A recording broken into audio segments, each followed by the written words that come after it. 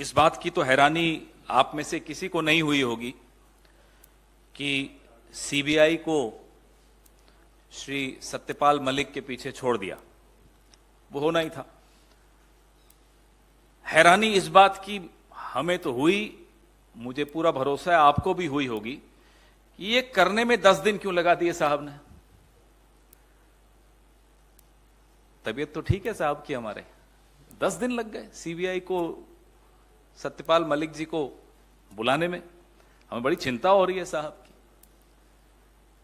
या तो सीबीआई और एजेंसीज अब सुन नहीं रहे साहब की, या सोचने में मजबूर हो गए कि करें या नहीं करें, या गर्मी की छुट्टियां हो गई चले गए, हमें नहीं मालूम क्या हुआ। लेकिन 10 दिन साहब को लग जाएं एजेंसीज को सत्यपाल मलिक जी के पीछे छोड़ने में, यह हैरानी की बात है। पूरा देश इंतजार कर रहा था और इंतजार कर रहा है कि पुलवामा पर जो खुलासा सत्यपाल मलिक जी ने किया, उसके बाद सरकार की तरफ से कोई कुछ बोलेगा, कोई तो मुंह खोलेगा, कोई जानकारी देगा, कोई जवाब देगा, कोई प्रतिक्रिया देगा। क्योंकि सत्यपाल मलिक जी ने बड़ा स्पष्ट तौर पे कहा था कि इंटेलिजेंस फेलियर था, सुरक्षा में चूक थी। 5 विमान अगर मुहैया करा दिए जाते जवानों को सीआरपीएफ के, तो ये आतंकी हमले से वो बच सकते थे। सरकार ने वो विमान देने से इनकार कर दिया। यह बात 2019 में 14 फरवरी की शाम को जब प्रधानमंत्री जी को फोन पर सत्यपाल मलिक जी ने बताई कि साहब ये लापरवाही है, ये चूक है जिसके चलते हमारे जवान शहीद हुए हैं, तो प्रधानमंत्री जी ने उन्हें कहा तुम चुप रहो, ये कोई और चीज है। इतना बड़ा खुलासा सत्यपाल मलिक जी ने किया, एक इंटरव्यू में किया। उसके बाद भी एकदम चुप्पी सरकार की तरफ से। हां, ट्रोल आर्मी जो है इनकी सत्यपाल मलिक जी के पीछे पड़ गई है, लेकिन सरकार की तरफ से कोई बयान नहीं आया, कोई प्रतिक्रिया नहीं आई। सत्यपाल मलिक जी ने भ्रष्टाचार के विषय में भी कुछ कहा कि प्रधानमंत्री को भ्रष्टाचार से कोई नफरत नहीं है। उन्होंने उदाहरण दिया गोवा के, जब वो राज्यपाल थे और उन्होंने प्रधानमंत्री के संज्ञान में गोवा के मुख्यमंत्री का जो भ्रष्टाचार है वो जब लाए, तो कार्रवाई मुख्यमंत्री पर नहीं हुई। आज भी वो मुख्यमंत्री हैं, लेकिन सत्यपाल मलिक जी को आनन फानन में हटा दिया गया गोवा से। एक विशेष विमान भेजा गया उनको कि यहां से रवाना करो, यहां बैठो भी नहीं, रुको भी नहीं, एक दिन भी नहीं रुको। तो सत्यपाल मलिक जी ने अदानी जी वाले मुद्दे पर भी अपने विचार रखे कि प्रधानमंत्री को यह अदानी वाला जो मामला है वो बहुत भारी पड़ने वाला है। ये तमाम कारण बिल्कुल स्पष्ट तौर पे बताते हैं कि सीबीआई, ईडी और तमाम एजेंसीज अब सत्यपाल मलिक जी का पता उन्हें मिल गया हो, अब वो जा रहे हैं। आपको याद होगा यही बात बिना राम माधव का नाम लिए सत्यपाल मलिक जी ने 2021 में भी बोली थी। कहा था आरएसएस के एक व्यक्ति हैं जो प्रधानमंत्री के बहुत नजदीकी हैं, वो 1-2 प्रोजेक्ट्स में बड़ी रुचि रख रहे हैं जिसमें 300 करोड़ की रिश्वत इन्हें सत्यपाल मलिक जी को भी मिल सकती है। उसके बाद भी सीबीआई ने सत्यपाल मलिक जी का स्टेटमेंट रिकॉर्ड किया था 2021 की अक्टूबर में।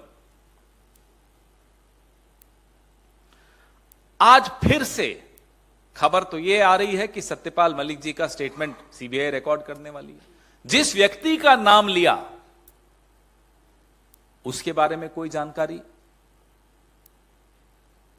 क्या राम माधव से कोई पूछताछ हुई सीबीआई की तरफ से? कोई और एजेंसी का नोटिस उन्हें गया? अगर गया तो यह जानकारी सार्वजनिक क्यों नहीं की जा रही? इसमें क्यों छिपाया जा रहा है? क्या राम माधव के तार आरएसएस में और ऊपर तक जुड़े हैं? क्या वो प्रधानमंत्री के वाकई नजदीकी हैं? ये तमाम सवाल सत्यपाल मलिक जी के खुलासों के बाद मुंह बाए खड़े हैं। हम सब इनके जवाबों का इंतजार कर रहे हैं। यह संदेश दिया जा रहा है सीबीआई को सत्यपाल मलिक के पीछे लगाकर एक संदेश ना केवल सत्यपाल मलिक को दिया जा रहा है, और वो संदेश क्या है? वो संदेश वही है जो 14 फरवरी 2019 को उन्हें फोन पे प्रधानमंत्री जी ने खुद कहा था, तुम चुप रहो। फिर से वो संदेश अब की बार सीबीआई के मार्फत दिलवाया जा रहा है सत्यपाल मलिक जी को कि आप अभी भी चुप रहिए तो आपके लिए आपका भलाई इसी में।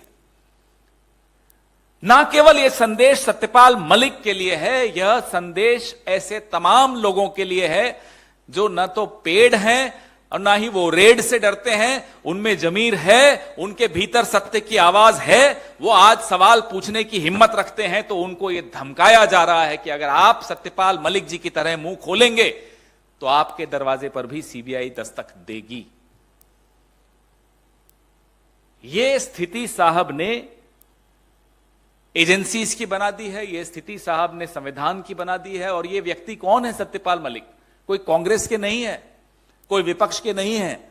आज भी जब मैं ये प्रेस वार्ता कर रहा हूं, आज भी सत्यपाल मलिक भारतीय जनता पार्टी के एक वरिष्ठ नेता हैं। आज से कुछ महीनों पहले तक वो प्रधानमंत्री के एक चहेते नेता थे।